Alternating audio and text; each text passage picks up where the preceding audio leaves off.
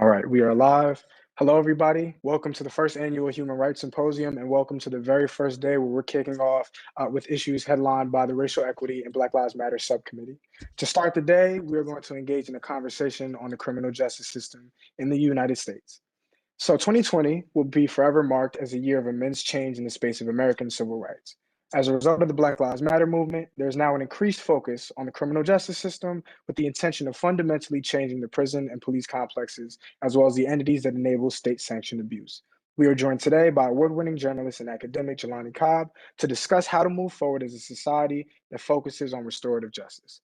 Jelani Cobb is prominently featured in Ava DuVernay's 13th, her Oscar-nominated documentary about the current mass incarceration of Black Americans, which traces the subject to its historical origins in the 13th Amendment. 13th explores the mythology of Black criminality, as the New Yorker's Jelani Cobb at one point in the film refers to the successive and successful measures undertaken by political authorities to disempower African Americans over the last 3 centuries, wrote The Atlantic. Cobb is also Columbia University's Ira A. Lipman Professor of Journalism and a longtime staff writer at The New Yorker, where his writing on race, history, justice, and politics earned him the Hillman Prize for Opinion and Analysis Journalism. He is the author of Substance of Hope, Barack Obama and the Paradox of Progress, To the Break of Dawn, a freestyle on the hip-hop aesthetic, and The Devil and Dave Chappelle, and other essays. So to begin and start us off with a keynote, I'll pass the microphone off to Dr. Cobb. Whenever you're ready, take it away. Thank you, Mason. Thank you for that introduction. I am very much still a UConn fan. I was once upon a time a faculty member there, and that in history and Africana studies, and remains a institution that I have a great deal of respect for and a great deal of regard, that I hold in really high regard. So I'm happy to be able to talk with you on this subject today. So where to begin? What we're talking about are some rather weighty things. And I think we'll start by grounding a little bit about the relationship between the subject matter that we're talking about in the contemporary context and the subject matter that we've been looking at in the historical context. And I have 2 jobs that are seemingly disparate. I'm a historian and I'm a journalist.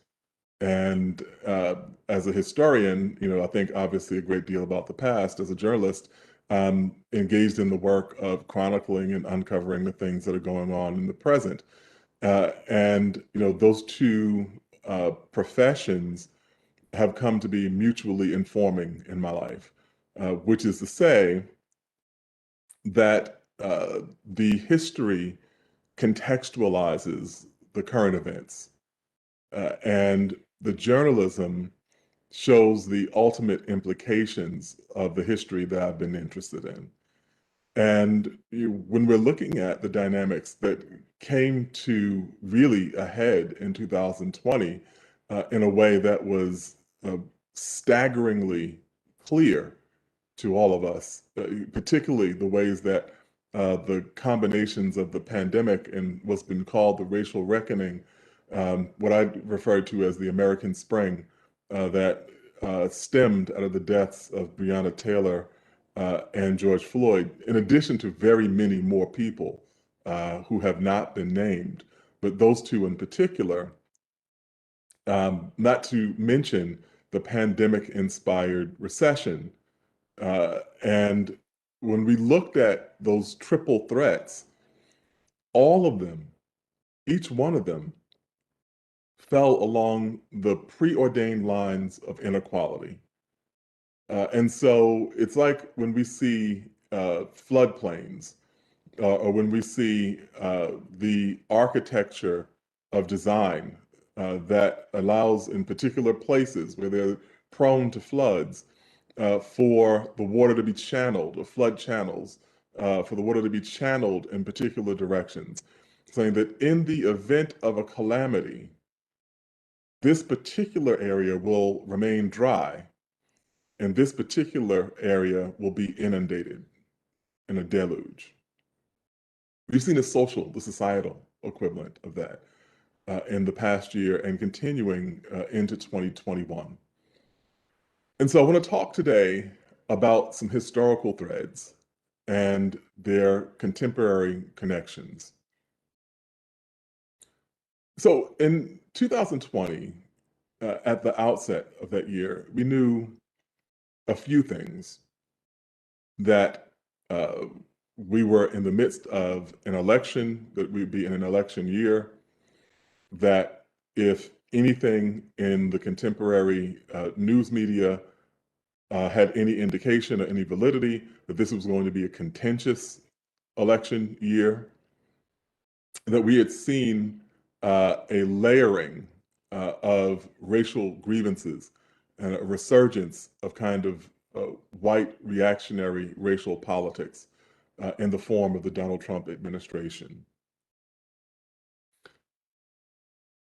If we were thinking historically, we noted that 2020 was also the centennial anniversary of the 19th Amendment, which struck down the gender prohibitions in suffrage and the right to vote in the United States.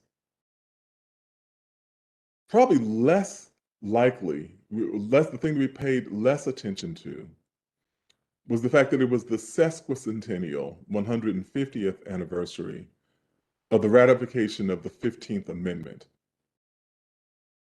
The ratification of the 15th Amendment is significant because that struck down the racial prohibitions to the ballot.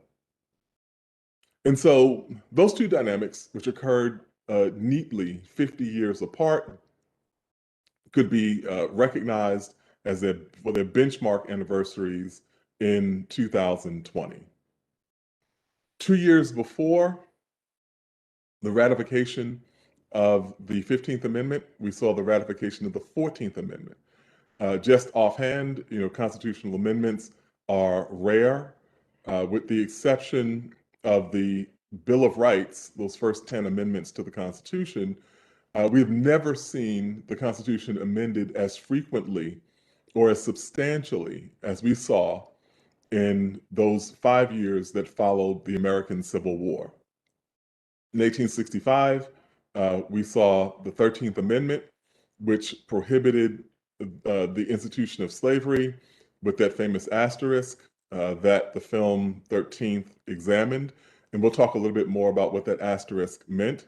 For those of you who are not familiar, I'm referring to the clause that slavery has been prohibited except in instances where people have been duly convicted of a crime, which is language that opens the door to a great deal more of what we see now in terms of mass incarceration and its racial implications of it. But we want to talk about that and the particulars of it and how those things came to be.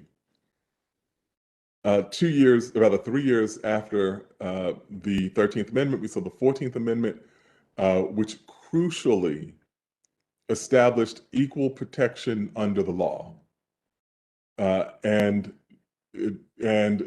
established that any individual who was born in the United States was thereby a citizen of the United States. In legal terms, it's referred to as birthright citizenship. And so it establishes this. This is crucial. This is important because just ahead of the Civil War, just 4 years before the Civil War began, the 1857 Dred Scott decision had said that it was impossible for a Black person to be a citizen of the United States. And the language that we know from Chief Justice Taney, where he said that Black people had no rights that a white man was bound to respect. One of the other things, misreadings about that decision, is that we think that this is Justice Taney's argument. We think that he is saying that a Black man has no rights that a white man is bound to respect. In fact, he's saying something more profound and more damning. He's saying that based upon his understanding of American democracy, Black people were never intended to be included within the democratic fold. So he's not simply opining for himself, Roger Taney. He is saying that based upon what I have been able to discern from my readings of the founders it appears to be that they did not include for Negroes to ever participate in American democracy. And this is an argument that has some substance to it. I'll come back to why that is in a moment, why Taney was not simply pulling this out of thin air.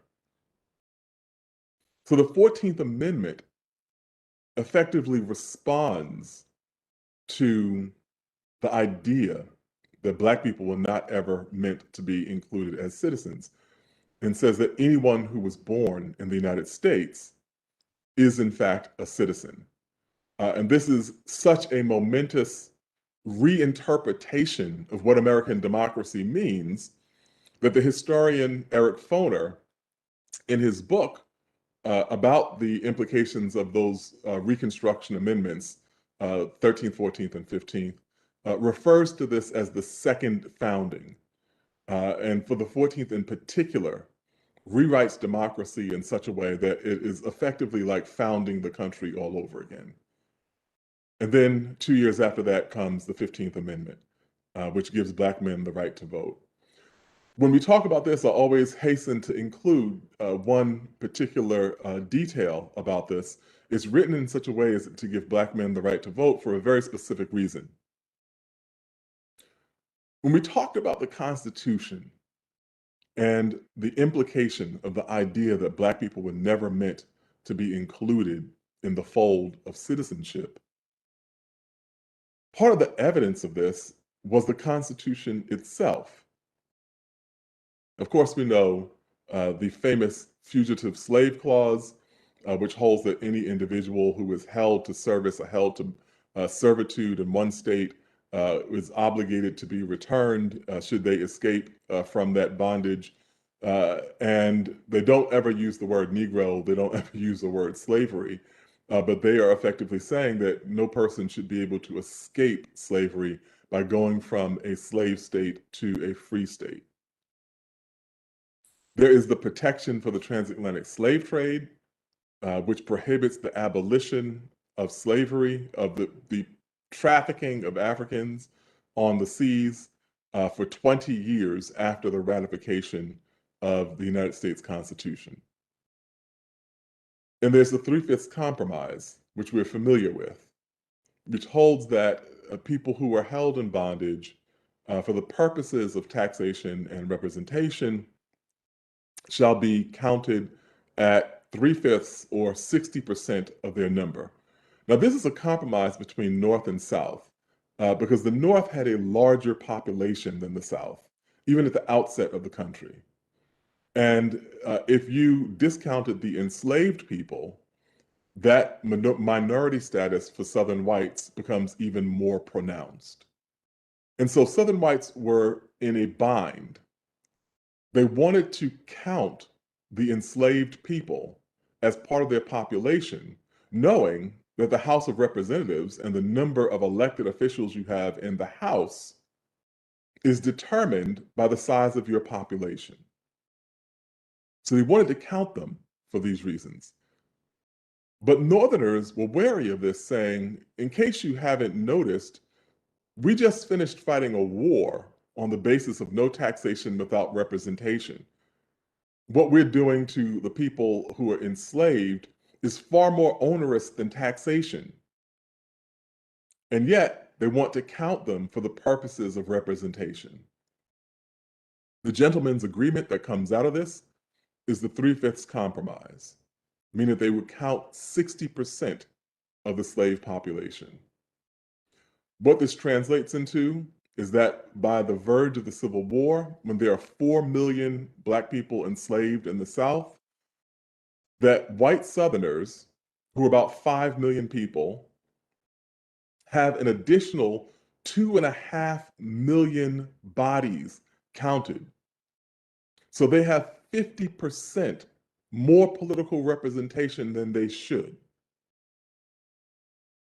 So this is what gives the South the power, the political power, to forestall any discussion of slavery in the middle part of the 19th century, to warp American political public policy and legislation as it pertained to the issue of slavery, and ultimately to be a powerful enough force to tear the country in half on the verge of the Civil War. This is political representation that is effectively purchased with the bodies of Black people. It's important to keep all these things in mind. After the Civil War, the primary concern of the Republican Party, the party that was prohibited, that was opposed to the expansion of slavery, the party of Abraham Lincoln, their primary concern was to prevent the South from ever gaining the kind of political power that it had on the verge of the Civil War. This was neatly partisan. These were Republicans who had to come up with a mechanism to offset the political power of Democrats in the South. What this meant in practical terms was that they had to give the right to vote to Black people. But even that created a problem. They just fought a war. The numbers of white men in the South had been depleted, and yet they had to enfranchise the Black population. If you enfranchise Black people, you get rid of all prohibitions on the vote, you will simultaneously enfranchise white women in the South, who are a larger population than Black men. So you will be creating more Southern Democratic voters, not fewer. You're not offsetting their power. And so the political calculation was simple. They had to give Black men the right to vote, but no women. And that's how the 15th Amendment comes to be. It's not until 50 years later that the 19th Amendment gives the right to women, gives the right to vote to women. And by that point, the 15th Amendment is purely hypothetical because Black people have gained the right to vote, but they've been lynched out of the ability to actually exercise that right. So now in 1920, Black women have the right to vote, and they have no more security in their personal safety than Black men would have. And so the ability to cast your ballot meant risking your life. These are our basic bedrock facts. Black people are given the right to vote for the first time in the South as a means of counterbalancing the political power of a white supremacist movement that threatened the future of American democracy. In 2020, it was hard to escape the implications of history. When the pandemic began, we saw a general skepticism about what its impact would be or how concerned we should be for its potential harm in the society. And then we began to see the numbers spiking in American cities. And as these populations, my friend Adam Serwer has a really good piece on this, as the populations become clear, it becomes more and more obvious that this is a disease that is spread, it's communicable and spread through close proximity. And so there are places with high population density, like New York City, which has the highest population density in the country, that seemed ready-made for a pandemic to spread in this way. And that's what we saw early on. I live in New York City. I remember seeing the ambulances that would go through the night and the streets would be deserted. I would sometimes slip out of my apartment late in the night and ride my bike, even though I stayed and been quarantined inside. But just to get some air, I would wait until late in the night and I would hop on my bike and ride. And the only two things I saw were ambulances and food delivery people. Many of these food delivery people, all these food delivery people were people of color. Many of these are people who were undocumented. And what it meant was, in order to stay out of the supermarkets, people would order food from local establishments. And they were encouraged to do this because that was the only way that those establishments could stay afloat economically. But it also meant that the frontline population risking exposure to the virus every time they knocked on someone's door was a population of people of color who, many of whom lacked the protections of basic citizenship in the United States. We also were able to discern fairly quickly that African Americans and Latinos were being exposed to the virus at rates higher than their white counterparts, that they were being hospitalized at rates higher than their white counterparts, and that they were succumbing to the virus at double, and in some instances, triple the rates of white people. In New York City, we saw that the jobs that were most likely to entail exposure to the virus were also disproportionately held by people of color. And we begin to see the flood channel dynamic. In the pandemic recession, we saw that people of color disproportionately likely to be unemployed, to have lost their jobs, disproportionately likely to be dealing with the threats of eviction and or foreclosure, and that in the general facade of equality and meritocracy in the United States was erased. And what we began to see was the scaffolding of inequality. Who has health care? Who does not? Who has the ability to stay home? Who does not? Who has a multi-generational household where people cannot afford to live on their own across different generations?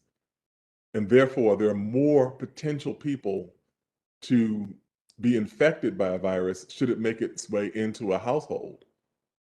And who does not? Those things were clarified on May 25th when we saw George Floyd, an unemployed 46-year-old Black man who had already recovered from COVID,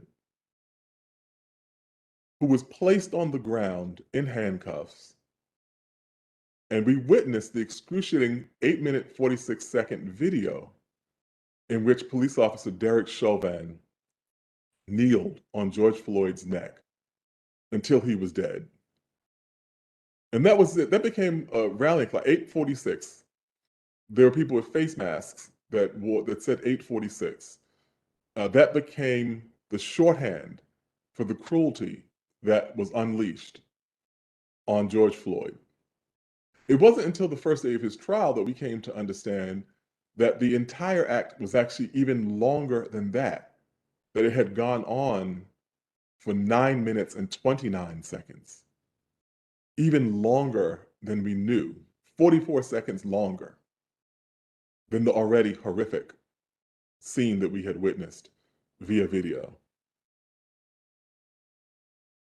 And out of this, we saw massive protests, gigantic protests spread around the world, not simply in Minneapolis, not simply in the Twin Cities area or in the state of Minnesota or in the Midwest or in the United States, but around the globe. A global indictment of American policing and the fallacy of American criminal justice. It's not coincidental, as the film 13th points out, that the response to the 13th, 14th, and 15th Amendments, the way that those things were undone, was through the mechanism of criminal justice. That state legislatures began to rewrite laws in such a way as to criminalize people who had been recently emancipated and thereby strip them of their political rights. That asterisk, except for people who shall have been duly convicted of a crime, is key. Now, one thing I want to make sure that I clarify is that that language was not set up as a kind of trap door for Black people. It was kind of boilerplate political language. It shows up in other documents. It shows up in the Northwest Ordinance. It shows up throughout even before the founding of the United States. It was kind of legalese that tended to come up again and again and again in contexts that had nothing to do with African Americans and nothing to do with slavery. But in the context of the 13th Amendment, it provides a potent loophole for the evisceration of the rights that have been hard won throughout the course of the bloodiest war in American history, the American Civil War. So that's what happens. Black citizenship is nullified in the 19th century. It is not controversial. It doesn't require a great deal of analytical fancy to understand that George Floyd's civil and human rights were being voided on that intersection of 38th Street and Chicago Avenue in Minneapolis, Minnesota. And in this moment, we saw an upsurge of political activism, of people who saw the connections between the Trump administration and its encouragement of violent policing and the actions that Derek Chauvin took on that corner on May 25th. The response was to tell people to vote. And when we got to November, and those numbers of people began to come out, African Americans, in astounding numbers, it was directly connected to what we had seen with the death of George Floyd. The way that George Floyd died became a rallying cry. And it was also not unpredictable that the very same forces that enabled this violence returned to the 19th century playbook in an attempt to invalidate Black votes. And that was why we saw the challenges to vote, to election returns in Milwaukee, the majority Black city in Wisconsin, which voted for Joe Biden. In Detroit, the majority Black city in Michigan, which voted for Joe Biden. In Philadelphia, the majority Black city in Pennsylvania that voted for Joe Biden. And in Atlanta, the majority Black city in Georgia, which also notably voted for Joe Biden. It was an attempt to return to the disenfranchisement of the 19th century that had enabled the rise of a white political power, a reactionary political power, between the end of Reconstruction and the Civil Rights Movement, more than half a century, and able to forestall the idea of Black citizenship once again. And so as people began to watch the returns in Georgia and that extended time, we were waiting to see just how many African Americans had come out to vote in Atlanta and whether they would be able to deliver the state to Joe Biden, it became clear that in 2020, just as in 1870, the Black vote was being called upon to forestall the power of a white supremacist movement that was a threat to the future of American democracy.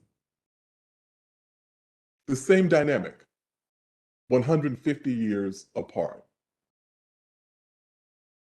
That's why I say we can't understand our current events without understanding our historical events. The context between these two things. When we saw the Black vote deliver the presidency to Joe Biden, and the forces of reaction go so far as to attack the United States Capitol in rejection of those results, what we were actually seeing was a distillation of the centuries-long conflict about Black citizenship in the first place. This was a revisiting of the idea that Justice Roger Taney had put to paper in the decision of Dred Scott in 1857. It was a revisitation of the idea that Representative John Bingham had been trying to correct when he wrote the draft language of the 14th Amendment a decade later. So this is our context, and we're at our time. So I'm going to stop here, and we'll get into some of the more nuances and the more subtle implications of this dynamic, particularly as it relates to criminal justice, with Mason in the Q&A. Dr. Cobb, thank you for that entire address, that entire keynote. It was wonderful, and I think it is very important to tie the historical context to where we currently at, to where we are currently at, because this is nothing new. This is not coincidental, as you said. We've seen this before. So I'd like to jump into the Q&A and address more of the finer points and more of the nuances that you referenced in your keynote and get more specific. So the first question I have relates to, your feeling after 2020 transpired.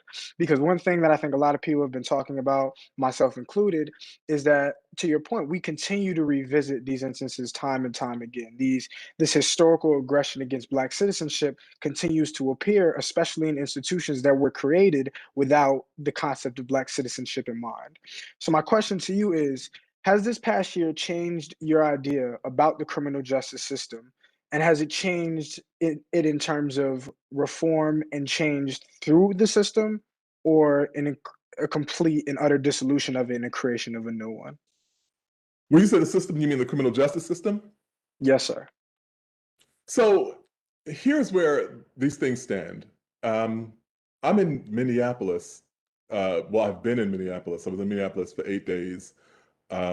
Earlier, I came back this weekend, and now I'm flying back to Minneapolis late tonight to cover the trial. And let me see, the trial of Derek Chauvin. And what is made clear is the city council in Minnesota and Minneapolis voted to strike down, to dissolve their police department. And then later learned that they did not have the political authority to do that the city charter itself establishes that there has to be a police department. So they're now in a battle to change the city charter, which will allow them to dissolve the police department. The short-term answer to this is that there has to be reform. The long-term answer is that there has to be something new. But I don't think that you can get from one thing to the other thing without something in the middle. I think that our policing system has never been different. What has happened is that people are now able to see, but this has been how the police system operated. When we talk, I do talks on this, I point out that the 1935 Harlem riot report looks a lot like the 1943 report, which also looks a lot like the 1965 report that came out of Watts, which looks a lot like the Kerner Commission report, which came out in 1968, which in turn resembles the Warren report, which came out in 1992. And that looks very similar to the 21st Century Policing report that came out of Ferguson in 2015, 2016. If you have a report about what happened with George Floyd, it'll look like the one in 1935. We've never, as long as we've had major urban police departments, we have not been without these problems. They were founded to have a different function from the one that we say ideally we want them to have now. I don't think that the system that you have now is capable of changing enough to become something radically different. I also think that you can't rethink something as extensive with as vast implications as it has on the fly. One of the other things about this, is a book called called Peculiar Indifference by Elijah Curry, which is about the toll of homicide in the lives of African Americans, which is absolutely staggering. Just when you get into the data of how many years, centuries of life people lose as a result of violence, and violence that begins even at birth, where Black infants are more triple the likelihood of dying violently of white infants. And so for the Black women are more likely to die as a result of violence than white men, despite the fact that in every other category, you would anticipate men being more likely to be victims of violence. That is the general societal rule of thumb. But Black women are more likely to die as a result of violence than even white men are. When I was in Baltimore reporting about Freddie Gray, I went back through the homicide numbers there, and people have had this idea that Baltimore is an unsafe city. That's actually not true. Baltimore is an unsafe city if you are a Black man, and it is a somewhat unsafe city if you are a Black woman, a fairly unsafe city if you are a Black woman. If you are a white person, or if you are Asian American, there is very little likelihood of you dying as a result of violence in Baltimore. And so to say that they have a violence problem is not accurate. They have a Black death problem. And so we have to be mindful of how we address that problem at the same time that we see that violence, which is very much facilitated by the fact that we have a criminal justice system that no one trusts, and that really exacerbates, that tends to be very bad about solving homicides, and that no one trusts and thinks has enough integrity to actually make people safer in the first place. I appreciate that because I think, truly it is when we address these things, we usually only address the superficial layer, the top layer. We look at what goes on in these cities after these instances, and we say, oh, we can have protests, but they can't be violent, or we shouldn't respond to things in a certain way, when really these systems have always functioned like this. Mhm. And in saying that, one thing that's always been key in addressing this is the coverage of this. And we seen during slavery, when Uncle Tom's Cabin hit the North, right? That was their, coming of Jesus moment in terms of understanding that this really happens, because they could vividly see it on a page. And as a journalist, as journalism is the reason why so many of these things are talked about in the stark nature that they are. So my question is, how do you see this new age of journalism, now that it's more so on the media, it's more so on technology? How do you see that transforming the conversation around the criminal justice system? Well, first off, it's transforming the conversation around what media is. Um, by and large, if you're talking about mainstream media, we're talking about very kind of centrist, establishment-oriented organizations, populated by people who went to a handful of schools and then hired all their friends. And so, even with the Trump administration more broadly, major media organizations were just not prepared to deal with the uh, not even a faucet, but the hydrant of lies and disinformation that came out of the administration. And that was because it was their default to presume that people might fudge, or they might tell you things that weren't the whole truth, but they were not anticipating the absolute and abject mendacity of that administration, which is to say all politicians lie, but they lied in an order of magnitude higher than anything people had witnessed in kind of contemporary American context.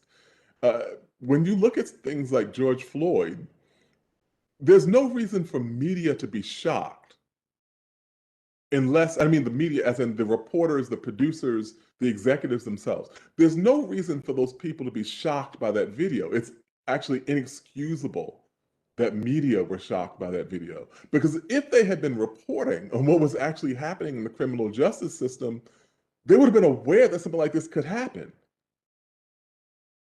But to say that, what you saw again and again was like these voices of shock, it meant that they had, by and large, discounted the claims of people who had been subject to these sorts of experiences before.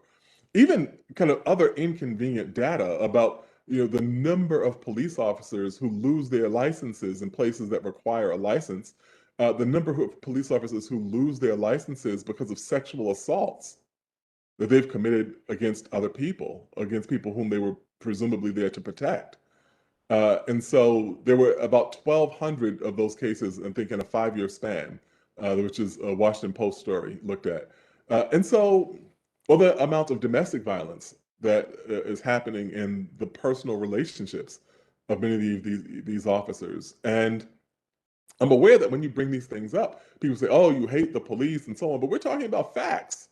We're talking about how an institution functions in the United States.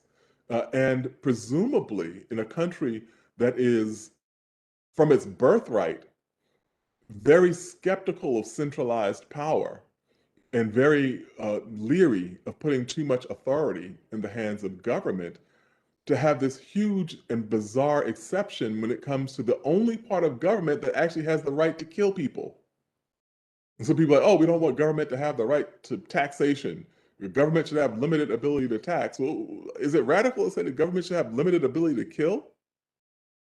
And so going back to your point about media, these were middle class, overwhelmingly white institutions, middle and upper class, overwhelmingly white institutions that tended to reflect the worldview of people in that population. And so there's been a kind of ongoing reckoning, for many people of color and many people representing different kinds of viewpoints, an ongoing reckoning saying that the media itself doesn't have to cover these stories differently. The media has to be different. It has to be a different entity. And then the coverage of these stories will naturally be an outgrowth of whatever that new entity is. Absolutely, and I think you bring up a very poignant point in that it's not just the police or the carceral system that enable this abuse to occur. It's the institutions that sit by and either don't address it or they don't tell the whole story.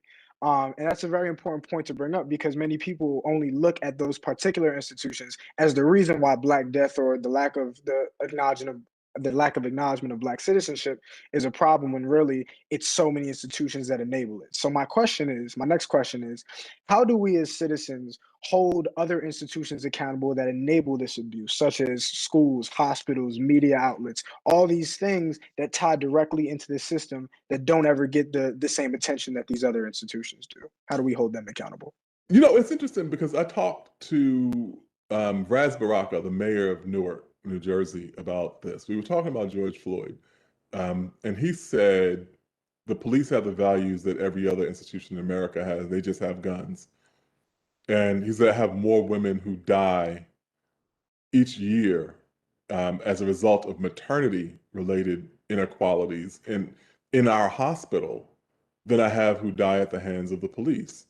And so if you think that you can have terrible schools, terrible housing, employment disparities, income disparities, but somehow or another have equal policing, then you're overlooking the kind of broader systemic question. Every single American institution, major institution that relates to what people refer to as life outcomes, has a racial disparity associated with it. When we go through every single one of them. And so I think that there are multiple things, there are multiple fronts that these things have to be assailed on because the problem we have is substantial and enduring. And one of the things I'll just say as a quick aside, people often talk about racism as stupid. Um, and like, oh, racism is stupid. And I was like, really? Because if it was stupid, I wouldn't understand how it would endure this long. I think racism is a very well-designed, well-engineered system. And that is why we are in conflict with it over the course of centuries. Why each step or each victory that we've gained to uproot some minor portion of it or some significant portion of it has come at the behest of our best minds, our most committed people. Like, if racism was simply stupid, Du Bois would have defeated it. Thurgood Marshall would have got rid of it. Harriet Tubman, Constance Baker Motley. We go through all of these black people who Anna Julia Cooper, these brilliant black people who have devoted their lives to this cause, and all of them made some aspect, some incremental gain. But we still have to fight against this problem. And so when we go back to looking at all of these systems, they have to be attacked in multiple ways. And that is internally for people who are in the educational system, people who are doing public policy, people who are in the media, people who are lobbying, people who are outside agitating, doing activism work. That has to be done with housing. That has to be done with employment discrimination. That has to be done on every single one of these fronts. And you see the kind of recalcitrance that people have. Like now, I mean, there are places that are opposed to voluntary school integration plans. Not even simply like the federal government saying that your school has to integrate. When communities would say, the majority of the community would vote and say, we want to create some kind of plan that will ensure diversity in this institution, you have lawsuits being filed to prevent that. And so it means that every single aspect of these things has to be confronted and fought in multiple ways. Absolutely. Absolutely. And I think one of the greatest impediments to collectivizing and coming together in unity and actually responding so often is, the existence of spectacle and the existence of, these fallacies, as you note, that exist in so many of our minds. Like, we believe the police to be what they are on Law and Order SVU or Heat, and we don't actually understand that, in real time, in real life, they don't do what they're supposed to do, as so many other institutions do. So the next question I have is really based off of 13th, because it's an important point. I think it's the point of the entire documentary, that the 13th Amendment does not eliminate slavery. It only eliminates it in the general confines of what we identify as free society. So my question is, why do systems such as this, that have these discrepancies and these disparities, why do they still make us feel safe? Why is that spectacle so powerful that still gives us a sense of security, even though we're getting killed in the streets? I don't think they do, actually. When you look at public polling data about it, like, Black people tend to overwhelmingly be skeptical about these things. I don't know if you saw the skit on Saturday Night Live last week. It was the Chauvin trial, and it was the four reporters all around the table, and they're all going like, "Oh, this testimony is terrible. This is terrible," and like the two white reporters like, "Well, at least we know he's going to get convicted," and the Black people were like, "Ah, I don't know about that." That's the kind of conversation that I've had, with professional journalists about these things. Like, do you know that people will, you know, decide this case on the basis of the evidence that they were presented? No, we don't know that. This skepticism goes back to Rodney King, who's, the video we saw of him being beaten like a dog in the street. Actually, it was like, if he had been a dog, those cops would have been fired. But him being beaten senseless, and that you could convince a jury of 12 people that none of those officers did anything wrong, that nothing they did. We saw that video out of South Carolina, 6 years ago or so, where the school police person takes the girl from her desk and slams her down on her face. And opinion data, lots of white people like they didn't see anything wrong with that. That this person posed no threat, but a grown man used that much force in hurling her across the room. That means that you believe these people are subject, that they should be um, eligible for this kind of treatment. I think that Black people, by and large, know that. And so I think the fight is always um, to make sure that these institutions operate in such a way that warrants faith in their ability to operate, to be equitable. And so I think that one of the other things, at least for me, is that the skepticism I have toward these institutions is offset by my understanding of these institutions being very mercenary and self-interested. That at various points in time, it is in their self-interest to further extend Black citizenship. Just like in the Civil War, it was in the interests of the Union to emancipate Black people. Plain and simple. It became in white people's best interests. And they did not give Black people freedom. That's the other thing that I always kind of resist. The idea like, oh, Black people, Abraham Lincoln freed the slaves. No, Abraham Lincoln struck a deal. And he said this. Actually, Lincoln didn't even say it this way. If you go back and read Lincoln's correspondence, he actually says it. We are striking a deal. We want to preserve the Union. The Negroes want to be free. We can give them freedom. They can join our army and fight on our behalf to help us save this Union. That's it. This was a transaction between two competent, rationally minded groups. And so if we look at the civil rights movement, the fact that this was a global Cold War and that the most egregious and visible instances of American racism were being used against them by the Soviet Union, which broadcast them to the world and pointed out American hypocrisy. And that gave a political impetus for the reforms that we associate with the Martin Luther King era civil rights movement. And it's not purely cynical to say that people operate in their self-interest. I think that's kind of a mature understanding of the world. And so what we try to do is engineer circumstances wherein it becomes in the self-interests of people to actually extend American equality. Absolutely. Absolutely. 100%. And honestly, that's a great segue into our last question because I think, your first of all, your keynote in this conversation, I think, has really, really expanded the minds of our viewers and the people who are watching here to understand that, this is not something that stopped in 1960. It's not something that stopped, when Lincoln, quote unquote, freed the slaves. This is an ongoing conversation. This is an ongoing battle that Black Americans always have to face in terms of equality and equity in this country. So the last question that I have is, now that, all these viewers here are now that they know about these biases and these flaws and the discrepancies in the system, not everybody is, an activist like myself or a journalist like yourself.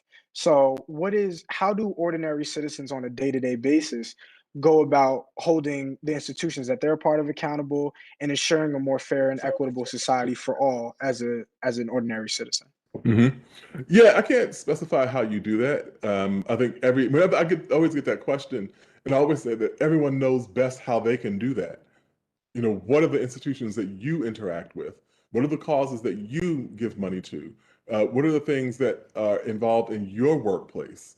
What are the particular dynamics that are connected to your social circles or what's happening in your particular community? What skills do you have that other people could benefit from? I think that by asking yourself the question that's the way that you get to the answer, and that there are like very few wrong answers as it comes to that, as long as you are contributing to something or working on behalf of someone else. There are people who are facilitating movements who you have never seen or heard of. They may have just written a check and specifically wanted to keep their name out of it. The people who you see who are like on the ground, who are doing work and risking their lives. You can't really necessarily answer that question in the kind of broadest context. But I do think I encourage people to think about that for themselves and to come up with the answer that makes the most sense for them. Well, I know I speak for everybody that's watching and everybody that, was a part in creating this program that, we thank you for your time. We thank you for your answers to these questions. And thank you for helping give everybody insight into these problems, because these are truly problems that still persist to this day. And in your own words, we have to do it in our own way. Not all of us leads the same lives or has the same intentions or in the same spaces, but regardless, we still have to strive for the recognition of Blackness as humanity overall. So Mhm. thank you for your time. I appreciate your words. I appreciate your presence here. And yes, thank you for being here. For all those Thank watching, you. this is our first event in a day of events. Next up, we have the intersections of inequity, health, and the environment, where we're sitting down with Abdul Sayad, Catherine Morris, Wawa Gathero, and Sam Miller to talk about how health disparities and environmental disparities intersect, and how we as citizens could work to change them. Dr. Cobb, thank you for your time, thank you for your words, and thank you for your presence again. And I appreciate you being here today to talk to us all. Thank you. Thank you. Have a good one. You too.